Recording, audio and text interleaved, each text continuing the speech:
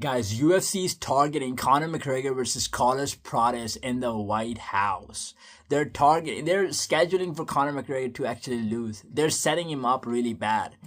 Conor has never fought an actual 170 pound, and especially after his retirement, he's going to be massively undersized against Carlos Prates, who's a destructive, probably the most destructive man at 170. He's just hitting people with one shot and putting them to sleep. That's going to be a very hard match for Conor McGregor. We've never seen him going to sleep with one shot. We saw Dustin putting him to sleep, but that was like a combination of shots. I think it's going to be the first time that we're going to see a flush knockout of Conor McGregor. And I know because of the Paramount deal, UFC does not care about keeping Conor McGregor anymore, because even though he brings a lot of value to UFC, he sells a lot of tickets, but they're not getting the money from like the pay-per-view buys now anymore. So the pay-per-view structure is gone, and Conor McGregor is gonna ask for a lot of money. So how is UFC gonna pay Conor McGregor? They would be having problems with this. That's why they put him up against Carlos Prates, and that's why they're not giving him Michael Chandler.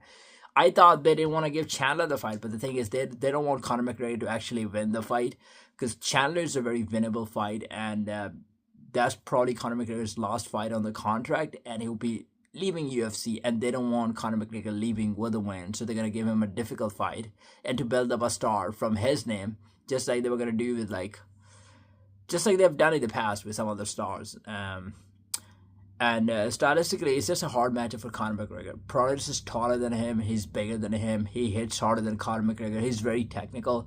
Conor might have speed advantage, he's pretty fast on his feet, so I mean that might be the only way for Conor to actually win. But I wonder if he can actually do enough damage to finish Prates. I think it's going to be very unlikely. Even if Conor lands clean on Prates, that would be a difficult task. And Conor would be having problems with this. Conor does very well against the guys who are shorter than him.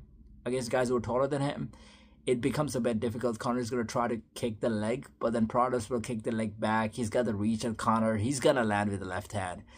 And I don't know if Conor can actually take that power. So let's see what happens.